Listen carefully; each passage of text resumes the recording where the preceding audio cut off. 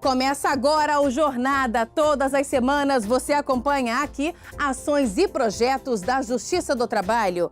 O programa conta com a colaboração dos Tribunais do Trabalho em uma viagem pelo país. E no programa de hoje, uma reportagem especial sobre o mercado de trabalho dos festejos juninos de Campina Grande, na Paraíba. Vamos saber por que o evento é tão importante para a cidade.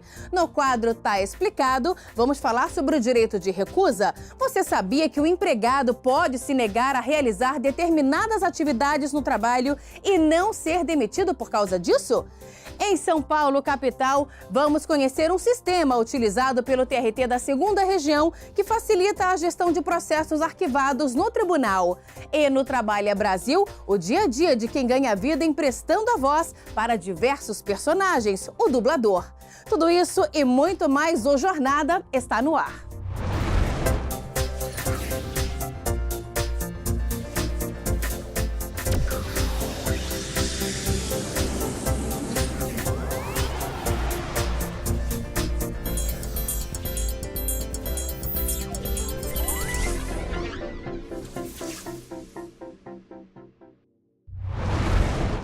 Considerado o maior São João do mundo, os festejos juninos de Campina Grande, na Paraíba, movimentam cerca de 100 milhões de reais na economia local, com geração de emprego e renda.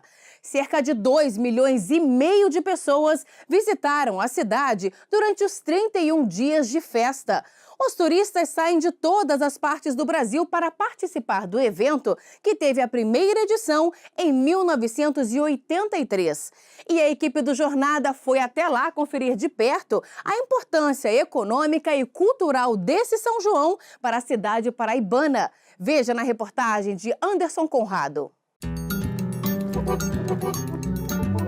O Jornada chega a João Pessoa, na Paraíba, lugar onde o sol nasce às 5 da manhã e é um dos principais cartões postais de uma das capitais mais receptivas do Brasil. Mas nosso destino hoje é outro. Botamos o pé na estrada e de João Pessoa seguimos rumo a Campina Grande, terra do maior São João do mundo. Esse lugar visto de cima é o Parque do Povo. Vazio, né? Mas é só anoitecer que o local fica tomado por uma multidão vinda de vários lugares do Brasil. A festa de São João no Parque do Povo existe há 34 anos e é uma das principais expressões da cultura nordestina. Este ano, mais de 2 milhões de pessoas passaram por aqui. E tanta gente assim significa mais geração de renda para o município. O evento movimentou mais de 100 milhões de reais na economia local. E como não poderia ser diferente, se tem turista, tem dinheiro aquecendo a economia, tem também a geração de emprego. Só durante esses 30 dias de festa aqui no Parque do Povo, cerca de 9 mil empregos diretos foram criados. E com o mercado de trabalho aquecido em Campina Grande, também não falta mão de obra para a fabricação de roupas típicas. Dona Edileuza é um exemplo de como as coisas ficam boas por aqui nesta época do ano. A máquina de costura não para.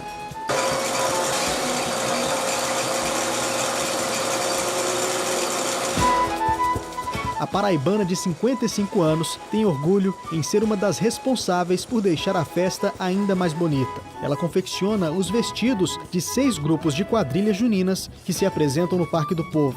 Ela lembra bem de como tudo começou com apenas uma máquina de costura. Aqui em Campina Grande tem uma senhora chamada Dona Lenira, que foi a fundadora das quadrilhas de Campina Grande, e ela me convidou para fazer os vestidos dela. Então, a partir desse momento, só foi aumentando a minha clientela. Todos se encantaram com o meu trabalho, porque eu caprichava bastante e foi só aumentando a clientela. E hoje eu trabalho para 6 quadrilhas estilizadas em Campina Grande. E para confeccionar em média 400 vestidos e peças de roupas das quadrilhas juninas, a Dona Edileuza precisou se tornar uma microempreendedora individual.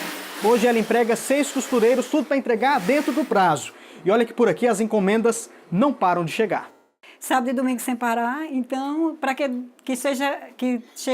chegue o dia e esteja tudo em dias, é preciso contratar mais gente. Aí eu contrato. A Adriana é uma das costureiras temporárias. Ela foi contratada 3 meses antes do início da festa.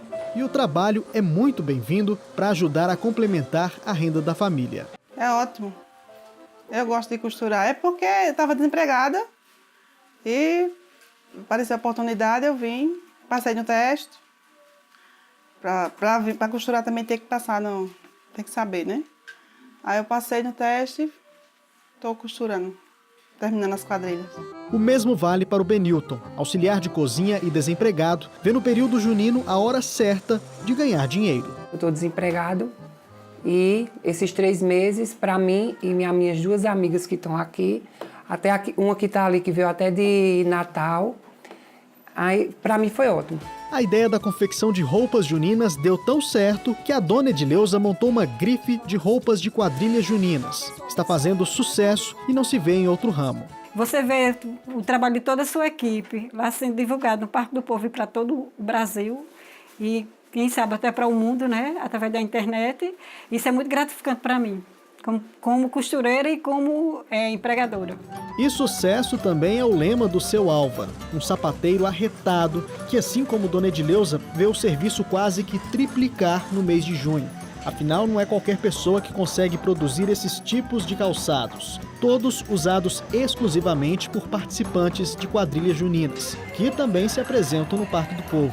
Um processo manual que reforça a habilidade que o senhor de 67 anos tem no ofício de sapateiro. E depois de todo esse processo, o resultado é esse aqui. Esses são apenas alguns dos modelos que o seu Álvaro produz aqui na fábrica dele. Dá só uma olhada como é tudo muito bem feito, tudo muito bonito.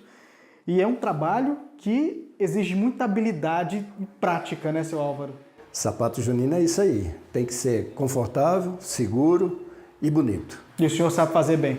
A gente tenta fazer o máximo que puder. Os pedidos para este ano foram muitos, e não foram só para a festa de Campina Grande. Seu Álvaro enviou calçados juninos para mais de 10 estados brasileiros. Nós fizemos 63 juninas esse ano. São 63 juninas que estão usando nosso sapato. No Brasil inteiro. Conseguimos chegar em Brasília, conseguimos chegar no Rio de Janeiro, Pará, Belém, esse pessoal daqui, fora o pessoal do Nordeste. Cada ano que passa o senhor percebe que aumenta? Vai melhorando sempre. Sempre vai aumentando. Seja de forma direta ou indireta, a festa de São João de Campina Grande traz renda para a cidade. E isso sem falar na alegria que o espetáculo proporciona para os milhões de pessoas que passam por aqui todos os anos. Campina Grande, a gente vê muito pela televisão e é aquilo mesmo que eles falam. Eu sou da região sudeste do Rio de Janeiro, não existe para nós no Rio de Janeiro um São João como esse aqui. Embora a gente tenha uma feira de São Cristóvão, conhecida também, muito famosa, mas nada se iguala e se compara ao São João de Campina Grande.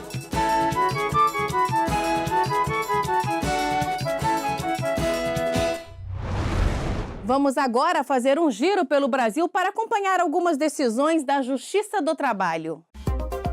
O TRT de São Paulo determinou a contratação de um candidato aprovado em concurso público para os Correios, que foi reprovado pelo exame médico admissional. Segundo a perícia, a doença que o trabalhador possui não o impede de exercer a função de carteiro. Para o regional, o empregado foi considerado inapto apenas por ser portador desta disfunção e não porque apresentava qualquer limitação, considerando assim a conduta da empregadora como arbitrária e abusiva. O TRT de Minas Gerais condenou a construtora Odebrecht a indenizar no valor de R$ 8.000 por dano moral um ex-empregado. Ele foi dispensado após ter sido injustamente acusado de causar um incêndio no alojamento da empresa. Em defesa, o trabalhador afirmou que estava no quarto no momento do crime. Além disso, ele não foi flagrado pelas câmeras de segurança no local do incêndio. Para o regional, a acusação gerou prejuízo à dignidade pessoal do empregado. O TRT do Rio Grande do Norte condenou uma prestadora de serviços a quitar verbas contratuais e rescisórias de vigilantes que prestavam serviço a órgãos públicos do Estado e a indenizar os empregados por dano moral em R$ 200 mil. De acordo com o Ministério Público do Trabalho, o débito da empresa com verbas trabalhistas chegava a mais de R$ 6 milhões e havia coincidência de sócios da empresa com outras 2 prestadoras de serviços, configurando assim a existência de grupo econômico. Para o regional, houve culpa grave da empregadora que violou diversas normas e princípios que impõem tratamento digno e respeitoso aos trabalhadores. No próximo bloco, no quadro Tá Explicado, vamos saber se o empregado pode ou não ser demitido por se negar a realizar alguma atividade no trabalho. E ainda hoje vamos conhecer um sistema utilizado pelo TRT de São Paulo que facilita a gestão de processos arquivados no tribunal. Nós voltamos em instantes.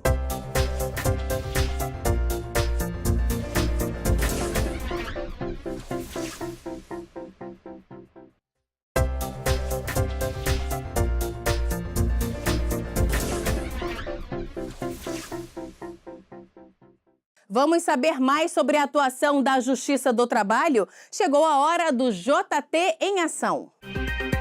O Conselho Superior da Justiça do Trabalho e o Ministério Público do Trabalho assinaram um acordo de cooperação técnica para o aperfeiçoamento do aplicativo Assinador Xodó. A ferramenta oferece maior segurança às informações dos processos eletrônicos, já que confirma a identidade da pessoa física e jurídica por meio de uma assinatura digital. Com a parceria, o Ministério Público vai ter acesso ao sistema do aplicativo, melhorando a infraestrutura e oferecendo suporte aos usuários. O Conselho Superior da Justiça do Trabalho realizou sessão ordinária para a solenidade de posse dos ministros Maurício Godinho Delgado e Valmir Oliveira da Costa e do desembargador Fernando da Silva Borges como membros titulares do Conselho. Os novos integrantes irão ocupar o cargo pelos próximos 2 anos. O Corregedor-Geral da Justiça do Trabalho, o ministro Renato de Lacerda Paiva, realizou correição ordinária no TRT da 11ª Região, que abrange os estados do Amazonas e de Roraima. O corregedor se reuniu com desembargadores e juízes, além de participar de audiências abertas para o público e visitar a escola judicial e o núcleo de apoio à execução. O TRT do Paraná sediou o 13º Encontro do Colégio de Ouvidores da Justiça do Trabalho. O evento teve como objetivo a reflexão sobre a natureza e o aprimoramento do principal canal de comunicação entre cidadãos e órgãos judiciários. Foram realizados workshops para gestores e palestras sobre inteligência artificial, ética e bons exemplos das ouvidorias. O TRT da 8ª Região, com apoio da Corregedoria Nacional de Justiça, realizou o workshop Um Debate sobre a Proteção Integral da Infância e da Juventude. O evento discutiu a proteção de crianças e jovens, além de buscar melhorias no Cadastro Nacional de Adoção e no Cadastro Nacional de Crianças Acolhidas. Você sabe o que é o direito de recusa? E quando ele pode ser utilizado no trabalho? Apesar de estar previsto em lei, esse é um recurso que deve ser utilizado com cuidado pelo empregado.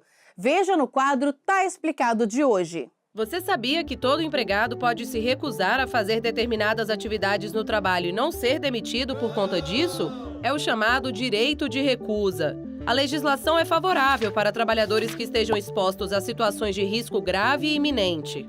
O artigo 483 da CLT estabelece que o empregado pode considerar o contrato como encerrado e reivindicar a devida indenização quando houver exigência de serviços superiores às forças, proibidos por lei, contrários aos bons costumes ou alheios ao contrato. Além disso, caso o empregador pratique tratamento ofensivo ou com rigor em excesso, não cumpra as obrigações do contrato ou promova ato lesivo à honra e à boa fama do trabalhador ou da família dele, o vínculo também pode ser rescindido. Mas atenção, o direito de recusa é uma garantia em defesa da vida do trabalhador. Se o profissional se valer da legislação para tirar vantagem de forma indevida, poderá ser demitido. De acordo com o artigo 482 da CLT, agir com desídia, que é a negligência no desempenho das atividades, pode resultar em demissão por justa causa. Ou seja, nada de realizar as tarefas com desleixo e achar que está amparado pela lei. Caso seja exposto a situações de risco e haja necessidade do direito de recusa, o trabalhador deve comunicar o fato ao superior, esclarecer os motivos e registrar a situação por meio de fotos e um breve relatório. Por fim, o trabalhador deve ficar à disposição durante todo o turno de trabalho e deixar claro que voltará ao serviço quando a situação for regularizada. No próximo bloco, vamos até São Paulo conhecer o sistema utilizado pelo TRT da 2ª Região para promover a gestão de arquivo de processos no tribunal. E no quadro Trabalha Brasil, a profissão de dublador. Nós voltamos daqui a pouco. A Escola Nacional de Formação e Aperfeiçoamento de Magistrados do Trabalho, ENAMAT, abriu o primeiro concurso nacional unificado para juiz do trabalho substituto. São 132 vagas com salário de R$ 27.500 para São Paulo, Minas Gerais, Pará, Amapá, Amazonas, Roraima, Acre, Rondônia, Mato Grosso e Mato Grosso do Sul. As inscrições vão de 4 de julho a 2 de agosto pelo site da Fundação Carlos Chagas, www.concursosfcc.com.br, e custam R$ 275.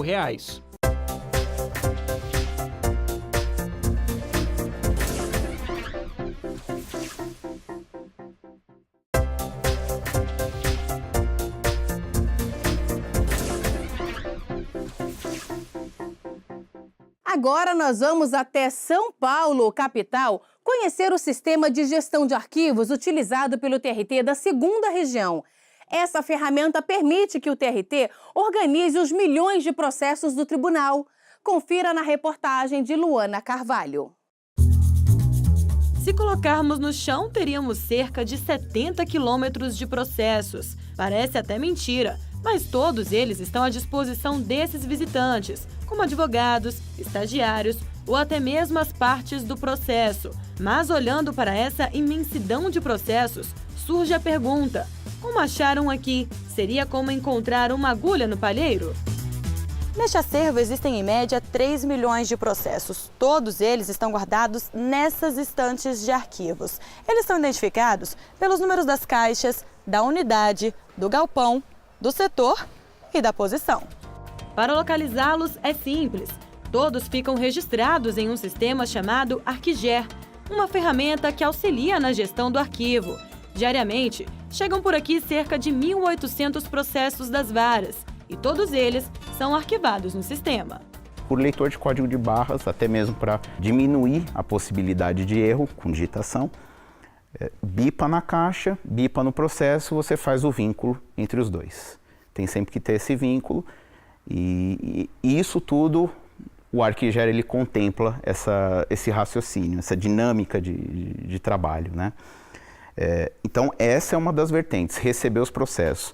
São cerca de 3.500 processos por mês que saem do acervo para as mãos dos advogados e partes no balcão de atendimento. É um acervo dinâmico, porque o processo ele entra numa determinada caixa, mas a partir do momento que ele é movimentado, ele pode ir para a sessão de consulta e atendimento, para dar vistas e vai retornar no final do dia para o nosso acervo. Ele não vai entrar necessariamente na mesma caixa onde ele estava. Ele pode entrar numa outra caixa do acervo e aí vai ser refeito o vínculo no sistema. A aplicação original do sistema foi cedida pelo Tribunal de Justiça do Rio de Janeiro em 2010. Desde então, o TRT tem concentrado esforços para moldar a ferramenta de gestão de acervos físicos às demandas específicas da Justiça Trabalhista.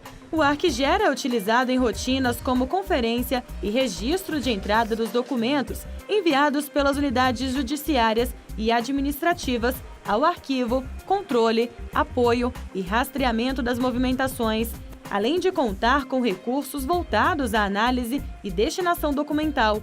O ArquiGer também possibilita o gerenciamento de documentações históricas e administrativas. Com o ArquiGer nós conseguimos tocar essa gestão, né, de um arquivo de grandes proporções, mas com uma rapidez com uma eficiência, eu acho que acaba nos agradando, né, e agradando ao nosso público também. São vários os processos antigos que estão guardados aqui no tribunal. Entre eles está a ata de criação do Conselho Regional do Trabalho da 2ª Região, em 1941. Nós trabalhamos com um corte cronológico, exemplo de outros regionais, e isso implica que os processos autuados antes de 1989, eles já vão diretamente para o nosso acervo permanente, para o arquivo histórico.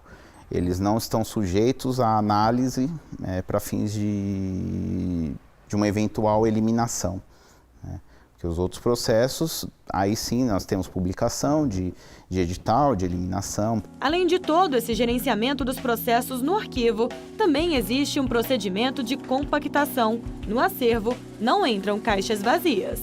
todo o processo que é retirado de uma caixa para fins de desarquivamento ou para atender uma outra demanda, como do balcão de atendimento, essa caixa da qual foi tirado um processo, ela vai para uma área que nós chamamos de compactação das caixas, que é pegar aquela quantidade de caixas que estão parcialmente vazias e transformar num número menor de caixas cheias. E aí nós devolvemos para o acervo. Vários tribunais regionais do trabalho já firmaram parcerias com o TRT da 2ª Região para utilizar a ferramenta. O primeiro convênio foi fechado com o TRT da 8ª Região, que abrange os estados do Pará e Amapá, em 2012. Isso é muito importante, já ter começado a desenvolver essas parcerias com outros regionais, porque eles vão identificando outras questões e aí vão dando feedback e nós ficamos com uma ferramenta mais robusta. Vamos fazer o que nós gostaríamos que fosse feito por nós, quando estivéssemos do outro lado. Se eu estivesse pesquisando um processo, eu gostaria de ter uma resposta em cima da hora. Não gostaria de voltar 30 dias depois para saber do meu processo, 2 meses depois. Eu gostaria, se possível, em 10 minutos estar com o processo na minha mão.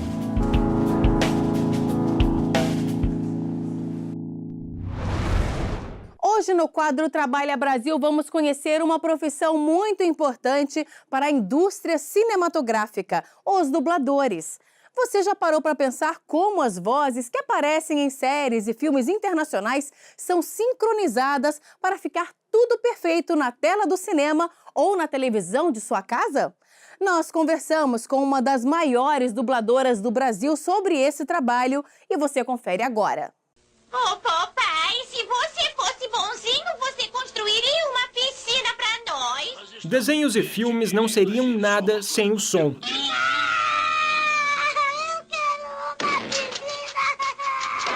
Imagine assistir a todas essas cenas sem as vozes que interpretam e dão vida aos personagens.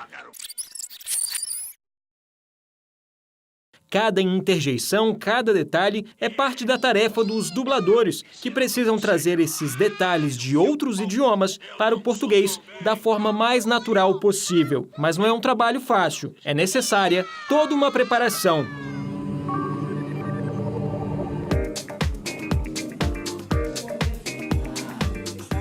Esta é Fátima Mourão. A professora é uma das maiores dubladoras do Brasil e dona das vozes de personagens famosas como She-Ra, Olivia Palito do desenho animado Popeye, Scarlett O'Hara de E o Vento Levou, dentre várias outras. Ela ensina pessoas a se tornarem dubladoras profissionais e tenta passar tudo o que aprendeu nos 42 anos de carreira. Minha formação foi em artes cênicas.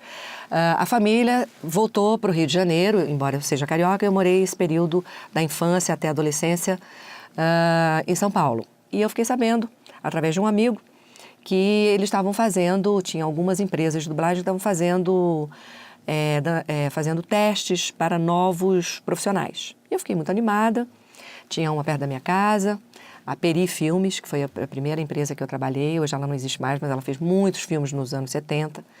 Foi uma distribuidora, assim, que teve um destaque. E então eu fui lá fazer o teste, né? Coincidentemente, esse teste, eles me deram um garoto, era um adolescente, foi uma série que fez sucesso na época, chamava-se James. E além de eu ter me deparado com essa surpresa, né, de entrar num estúdio para dublar, sincronizar, coisa que eu nunca tinha feito, ainda me deram um personagem masculino adolescente.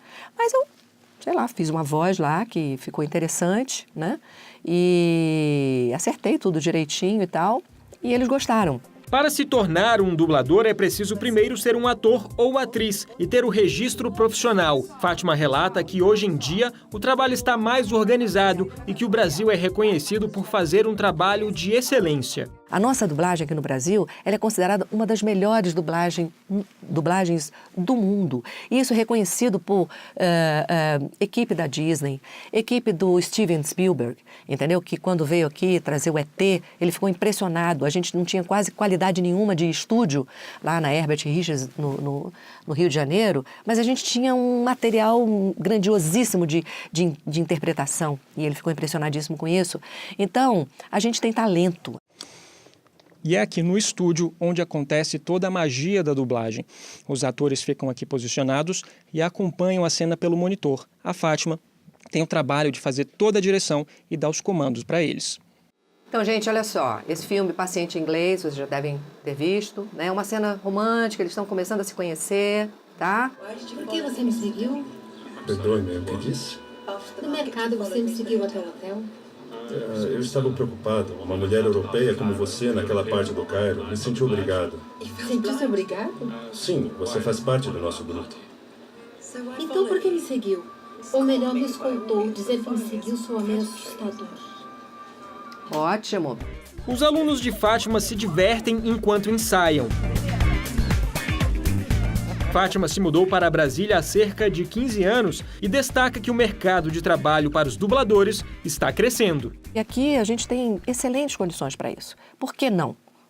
Por que não? Por que só Rio e São Paulo, que tem um universo imenso? Existe, a gente pode pegar uma fatiazinha desse mercado aqui, ter efetivamente esse trabalho aqui em Brasília, não criar nenhum problema para as grandes produtoras e a gente ter essa oportunidade aqui em Brasília. Então eu resolvi efetivamente fazer isso aqui, né? E por onde começar? Vamos ensinar as pessoas a dublar, né? Vamos formar um elenco de dublagem aqui para que a gente se estruture bem e a gente possa então fazer as captações de filmes para cá. Para ela, a dublagem é mais que uma profissão, é uma paixão. Eu amo dublar.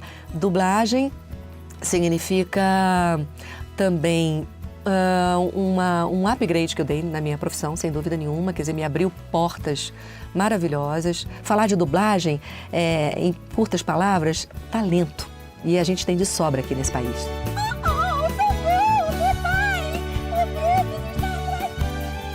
Pela honra de Grayskull, eu sou She-Ra! O Jornada termina aqui. No próximo programa voltamos a nos encontrar. Muito obrigada pela companhia e até lá.